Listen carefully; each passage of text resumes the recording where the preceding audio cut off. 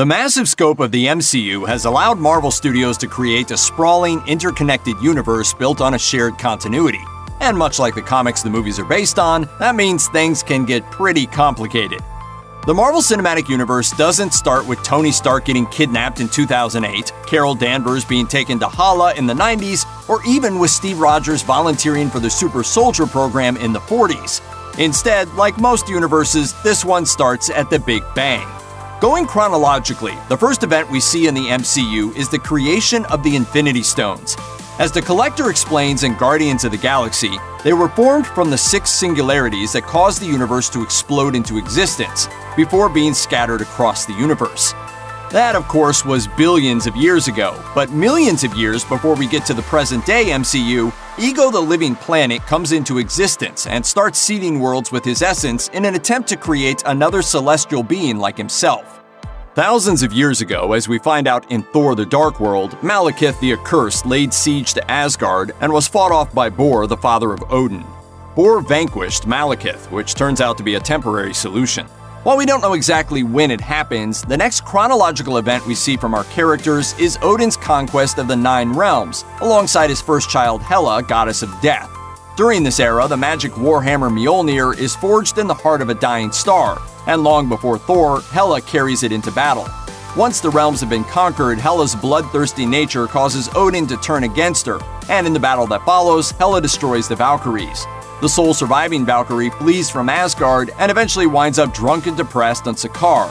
Hela is then imprisoned in another dimension by Odin, who literally covers up all traces of her existence. Sometime after that, but still pretty far back, Odin and Frigga have a son, Thor. Shortly thereafter, Odin slays the frost giant Laufey and adopts his son Loki as his own. As children, they did not exactly get along. He transformed himself into a snake, and he knows that I love snakes. So I went to pick up the snake to admire it, and he transformed back into himself, and he was like, "Yeah, it's me!" And he stabbed me. Also millions of years before the present day, a meteorite made of the supermetal vibranium strikes Earth and Africa, drastically affecting the surrounding area. Much, much later, this area becomes the country of Wakanda when a warrior shaman receives a vision from the goddess Bast and founds a dynasty of kings known as the Black Panthers. Believe it or not, there's not a whole lot that happens between the unification of Wakanda and the 20th century. The first big event that we see in the movies is the arrival of, well, the first Avenger. In 1942, a Nazi officer known as the Red Skull creates a splinter group called Hydra. With the discovery of one of the Infinity Stones, he creates a technologically advanced army of his own. That same year, Steve Rogers volunteers for an experimental attempt at creating a super soldier, using a technique created by Dr. Abraham Erskine.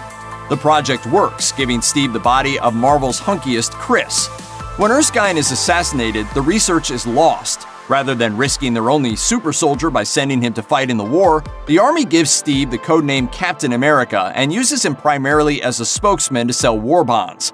Eventually, Steve becomes an active soldier in the war, leading a strike team called the Howling Commandos. On one of their missions, his best friend Bucky falls from a train in the mountains. Steve believes him to be dead, but he's actually taken into custody by the Soviet Army and brainwashed into becoming a super assassin, codenamed Winter Soldier. After attempting to use the Tesseract, the Red Skull is sucked into a wormhole and somehow winds up on the distant planet Vormir, serving as a sort of spectral guardian for the Soul Stone. As for Steve, he crashes a bomber jet into the Arctic to keep Hydra from destroying New York.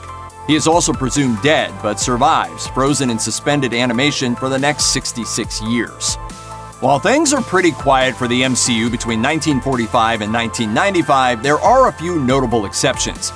Peggy Carter continues to work for the Strategic Science Reserve, first in New York in 1946, and then in Los Angeles alongside Howard Stark in 1947. Around this time, the Soviet Union produces the first graduates of its brutal Red Room facility, where orphaned girls are trained as spies and assassins. Sometime shortly after this, Steve Rogers travels back in time from 2023 to reunite with Peggy.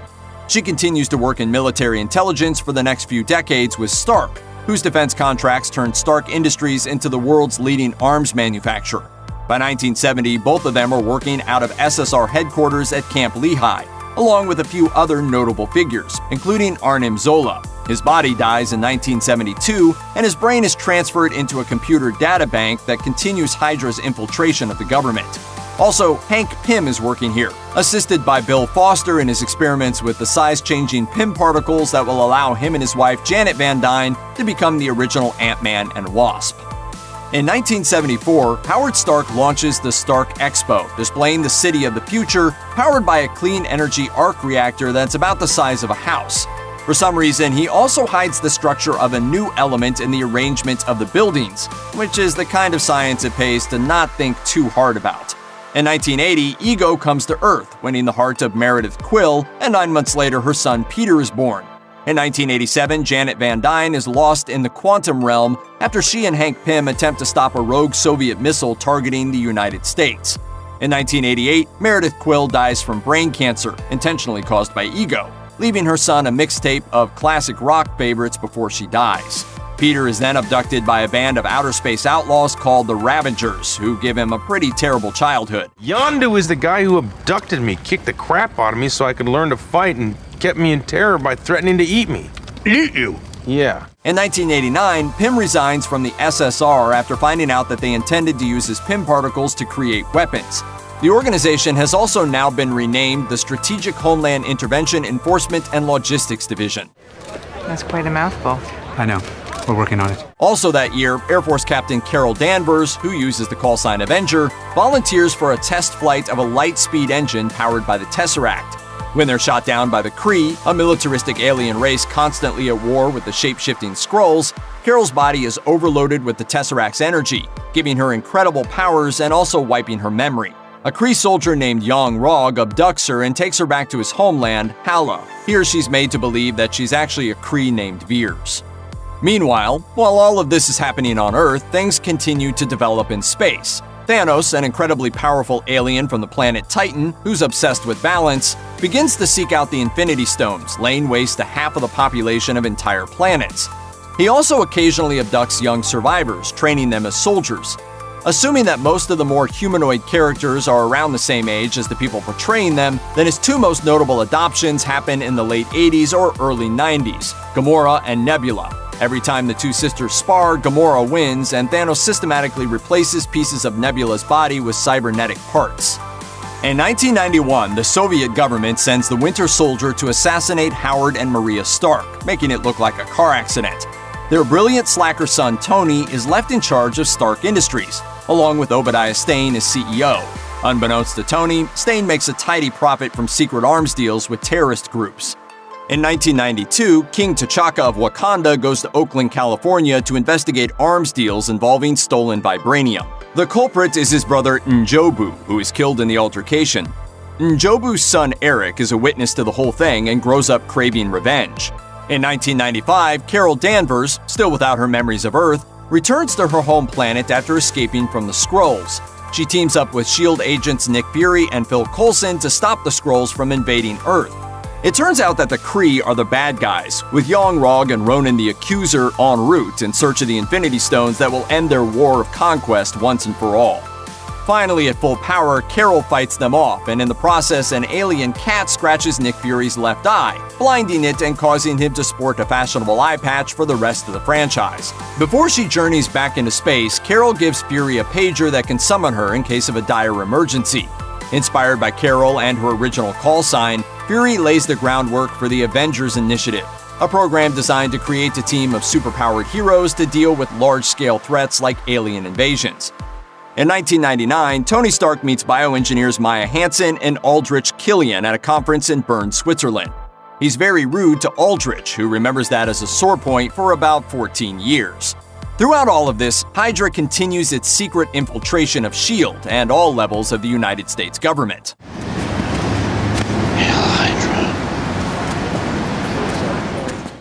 In 2008, we finally catch up to the MCU as it happens. Tony Stark is demonstrating his newest weapons in the Middle East when he's kidnapped by a terrorist organization called the Ten Rings, in what will eventually be revealed as a plot by Stane to get Tony out of the picture. While he's imprisoned, the terrorists force him and another captive, Dr. Ho Yinsen, who was also at that fateful 1999 convention in Bern, to make weapons for them. Instead, Tony is able to recreate a miniaturized arc reactor, using it to stabilize a piece of shrapnel that's lodged near his heart. It's impossible. Tony Stark was able to build this in a cave! with a box of scraps! The reactor also powers the Iron Man, a suit of weaponized armor built from scrap, which allows Tony to escape after Jensen's death. He returns to America, eats a cheeseburger, refines his design, and wipes out the 10 rings in a brutally effective display of the Iron Man's weapons. He also defeats Stain, who attempts to kill Tony and creates his own massive suit of powered armor. Tony then publicly reveals his identity. I am Iron Man. Which causes Nick Fury to approach him about the Avengers Initiative.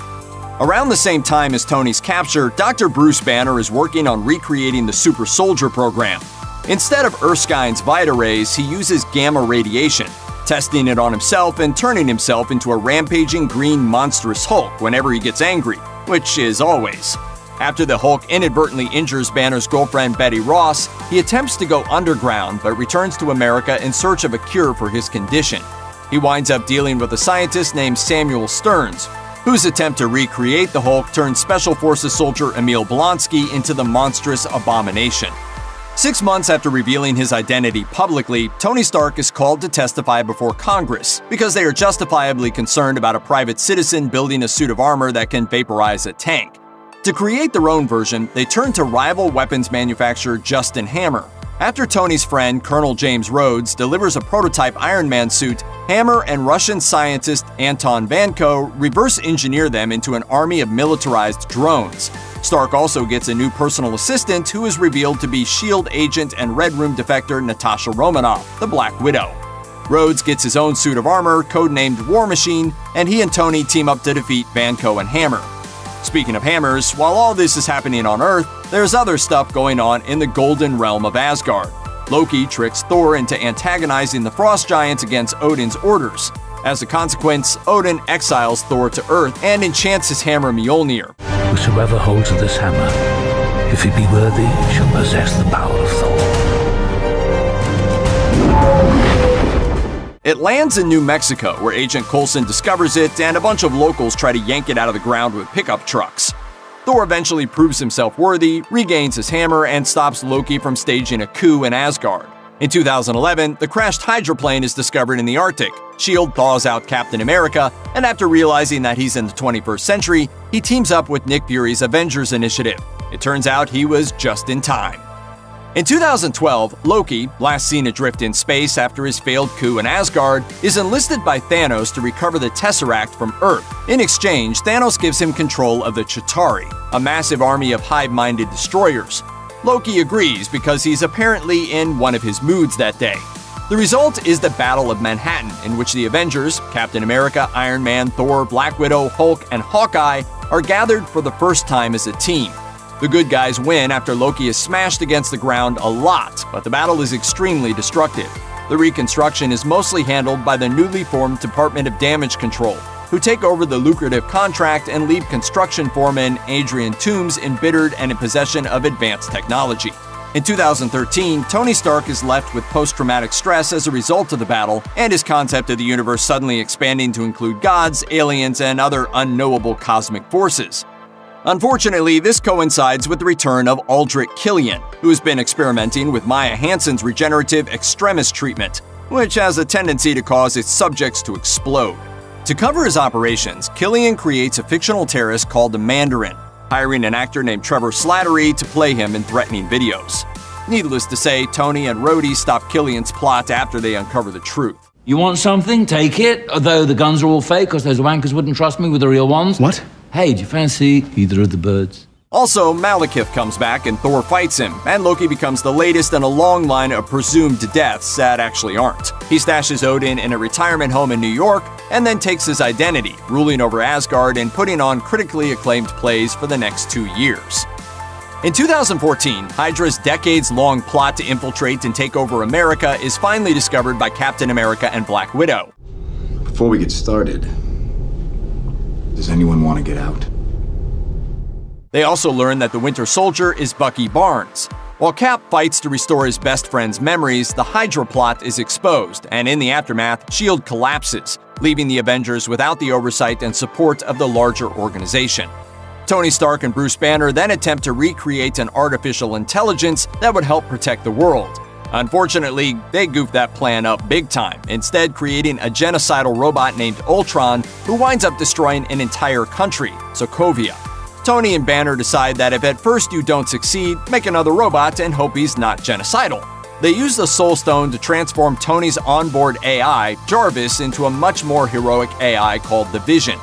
In the fight that follows, the Hulk hijacks a Quinjet and blasts off into space, landing on Sakaar. Also, Scarlet Witch and Quicksilver, two definitely not mutants, join the team.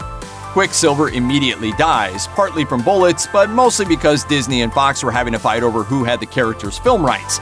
The destruction of Sokovia also kills the family of Helmut Zemo, who then dedicates his life to revenge. While all that's going on, Peter Quill is out in space on a job to steal a valuable orb, which, unbeknownst to him, contains an Infinity Stone. That puts him in the sights of both Ronan the Accuser, who's been looking for another Infinity Stone since 1995, and Thanos. Ronan sends Gamora after Quill and winds up running across Drax, a very literal warrior whose family was killed by Thanos. Rocket, a space raccoon who was painfully experimented on and given cybernetic enhancements, and Groot, a tree. I'm Groot. After being imprisoned together, the five of them stage a jailbreak, defeat Ronan in a dance-off, recover the Power Stone with the help of the Power of Friendship, and turn it over to the Nova Corps, a bunch of space cops on the planet Xandar. Shortly thereafter, Thanos attacks Xandar and recovers it for himself. In 2015, an electrical engineer named Scott Lang gets out of prison and stumbles onto Hank Pym's old size-changing equipment. Under the guidance of Pym and his daughter Hope, Lang becomes the second Ant-Man and helps to keep the Pym particles from falling into the hands of an evil arms dealer. More importantly, it's likely somewhere around this time that a kid named Peter Parker is bitten by a radioactive spider and tries to capitalize on his new superpowers by becoming famous as Spider-Man, and fails to stop a robber that later kills his Uncle Ben. None of this is covered in the MCU, but you might have seen 5 other movies about it. The following year sees Helmut Zemo's plan to destroy the Avengers reach its fruition. As the world responds to the destruction of Sokovia by trying to install new governmental oversight over the Avengers, Zemo furthers the wedge between Captain America and Iron Man by revealing that Bucky was the one who killed Tony Stark's parents. He also uses his control over Bucky to assassinate King T'Chaka of Wakanda, leading the king's son T'Challa to take over leadership of the country, not to mention the identity and powers of the Black Panther. The end result of all of this is that the Avengers break up, the ones loyal to Cap go underground, and T'Challa refuses to give Zemo the death he desires. While all this is going on, Dr. Stephen Strange, who lost the fine motor control in his hands after a car accident, seeks out the Ancient One, and following her death becomes a master of the mystic arts. He stops an invasion by Dormammu, a demonic force from the Dark Dimension, by using the Time Stone to die over and over again until the cosmic villain gets annoyed enough to leave the Earth alone. Meanwhile, the Guardians of the Galaxy encounter and subsequently kill Ego before he can manipulate Peter Quill into aiding his conquest of the entire galaxy. I'm very poppin', y'all! In the absence of the Avengers, Tony Stark begins to mentor Peter Parker. As Spider-Man, Peter tries to deal with the, wait for it, evil arms dealer known as the Vulture, who turns out to be none other than Adrian Toomes, his homecoming date's dad. The Vulture is defeated, arrested, and sent to prison, but not before he and several of Peter's classmates figure out Spider-Man's real identity. Also, Tony Stark finally proposes to Pepper Potts. In Asgard, Thor returns from 2 years of looking for Infinity Stones in various realms to discover Loki's deception. When they find the real Odin, he's at the end of his life, and his death allows Hala to escape her millennia of imprisonment. She destroys Mjolnir, blasts the two brothers into space, and takes over Asgard. Thor winds up on Sakaar, where he recruits Hulk and Valkyrie for a mission to overthrow Hala, which goes about as well as it can for a plan that ends with the complete destruction of Asgard via Fire Giant. Hulk, stop! Just for once in your life, don't smash! Big monster! In Wakanda, T'Challa's rule is challenged by his cousin Eric, who teams up with another evil arms dealer, Ulysses Klaue. There are a lot of evil arms dealers in these movies. Eric betrays Klaue in order to gain favor with Wakandans. He seemingly kills T'Challa and takes over, but T'Challa returns and regains control of his country. I never yielded! And as you can see, I am not dead! After 6 years of waiting around, Thanos decides to personally seek out the Infinity Stones, and the results are devastating. He kills Loki and nearly obliterates the last surviving Asgardians. An attack on Earth leads to things getting so desperate that the whole Avengers crew, except Hawkeye and Ant-Man, who are under house arrest for violating the Sokovia Accords, need to get back together to sort it out. They don't do so well. Dude, you're embarrassing me in front of the wizards. I'm sorry. Either I can't or he won't. I don't. Hey, stand down. Keep an eye on him. Despite fighting on two fronts, with one small team in space and a massive force on Earth, Thanos gathers the stones, snaps his fingers, and kills half the life forms in the universe, dissolving them into dust. As he dissolves, Nick Fury uses the space pager to alert Captain Marvel that Earth needs her help. A month later, Captain Marvel and the surviving Avengers track Thanos down in space, only to find out that he's destroyed the stones. Thor beheads Thanos and the Avengers return home, having won this battle while losing the bigger war. Weirdly enough, all this happens while Ant-Man is involved in a relatively low-stakes heist movie. When the snap happens, he's left stranded in the quantum realm, which turns out to be an extremely lucky coincidence. While he's there, 5 years go by, during which the heroes deal with the horrific trauma of losing trillions of lives in various, mostly unhealthy ways. Thanks to an assist from the most heroic rat in the universe, Ant-Man returns from the quantum realm where, for him, only a few hours have passed. When he reunites with the Avengers, the heroes realize that the solution to their problem is Time travel! With the help of Iron Man and the now smart Hulk, the heroes travel back to various key points in the timeline to gather up the Infinity Stones of those eras, along with Mjolnir, circa 2013. They also inadvertently bring the Thanos of 2014 forward to 2023, along with all of his minions. Right before he starts attacking, the Hulk uses a rebuilt Infinity Gauntlet to wish everyone back to life, and virtually every hero in the entire MCU takes Thanos on at once. The final blow is dealt by Iron Man, who dies on the battlefield like a freaking rock star. After gathering for a funeral, Steve Rogers hops into the time stream to return everything to where it should be. After living a full life with Peggy Carter in an alternate past, he returns to this world one more time as an old man to bequeath his shield to Sam Wilson the Falcon, naming him the new Captain America. Check out one of our newest videos right here, plus even more Looper videos about the MCU are coming soon. Subscribe to our YouTube channel and hit the bell so you don't miss a single one.